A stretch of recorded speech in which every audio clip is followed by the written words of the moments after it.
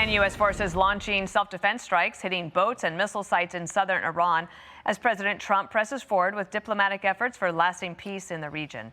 Welcome to a brand new hour of America's Newsroom. I'm Dana Perino. Good weekend? Oh, good. How about those Knicks? Are you dry yet? Because yes. That was a doozy, wasn't it? Yes. Wow. I'm Bill Hemmer. Good morning. Hope you all had a wonderful Memorial weekend. Let's get back to it now. CENTCOM taking defensive action to protect American troops amid a fragile ceasefire, while negotiators appear to be moving closer to finalizing some sort of peace agreement. Maybe. And Republican Senator Dave McCormick telling us last hour that Iran can never be allowed to have a nuclear weapon. I think the president's been very clear on this. Secretary Rubio is very clear on this. And the Iranians have a choice. They can choose a path to prosperity for the Persian people, one of the great civilizations that's been run by radicals for 50 years, or we're going to have to go back to the drawing board and put additional pressure with military force, but they can't have a path to a nuclear weapon, period. Foreign correspondent Jeff Paul is live in Dubai with more. Hi, Jeff.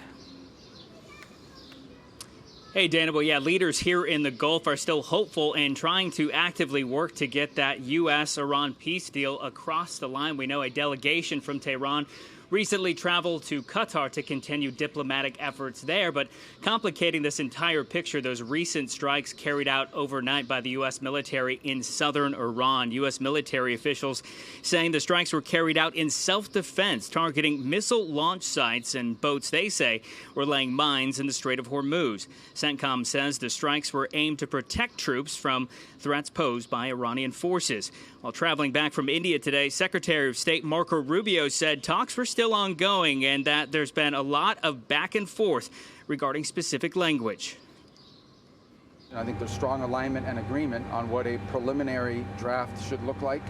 I think that, like anything with something like this, it's going to take a couple days to settle on, even down to the disagreements over a word, sentence. So we'll have to work through that. If there's going to be a deal, we're going to have to work through that.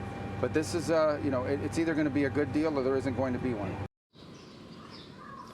Now, in Iran, government officials there say negotiations are still continuing, but are proving a little difficult. They accuse the U.S. of being inconsistent and full of contradictions in negotiations. Even among those who call Tehran home, residents there are growing a little frustrated by the process. Some fear the U.S. will go back on its commitments if a deal is signed. Others aren't sure if a long-term peace deal is even possible. In my opinion, a temporary agreement is possible, but whether this temporary agreement will lead to a final agreement and result in peace is questionable. The officials must absolutely maintain the necessary vigilance and care. Now, Marco Rubio acknowledged those talks that are going on in Qatar with Qatari officials and Iranian officials, but at the moment, no major breakthroughs in this peace deal to report just yet. Dana. All right, Jeff Paul, thank you for setting us up for this board hit by Bill. The straits have to be open. They're going to be open one way or the other. So they need to be open. What's happening there is unlawful. It's illegal. It's unsustainable for the world. It's unacceptable. That cannot happen. The straits need to be open, unimpeded, without tolls, and obviously that needs to happen immediately. So what he's talking about there with Marco Rubio traveling over the weekend right here is this choke point in the Strait of Hormuz. It has been a major sense of tension, not just for the region, but literally for the world thus far. So here's what happened over the weekend. And just recently, as of like 2 days ago, Iran says they want the jurisdiction, and they'll split it with Oman if Oman agrees to it, but the Iranians want to control it. So this is the asserted oversight area, okay? Everything you see here in pink, this is a large area, okay? Previously, the Iranians really just claimed that northern section of the strait where you see a few islands on the Iranian side of the body of water. But they want all this now. They want to control it. And so that's going to be a major source of discussion. Now, with regard to the military action from over the weekend, here's what happened.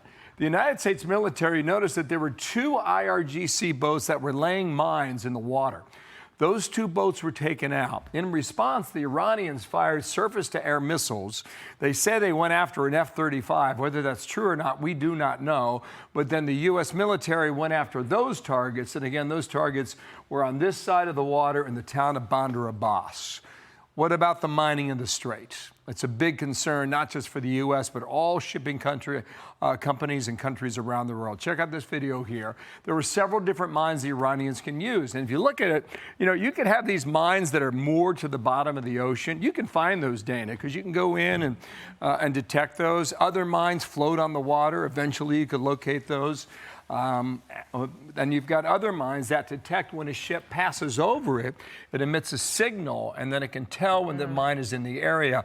And these mines here, they can literally attach the side of a boat. So as you're cruising through, it can detonate later, and you never even know it. Right. So that's the situation with the Iranians. And be sure to like and subscribe for all the Fox News latest on YouTube, and catch full shows streaming now on Fox 1.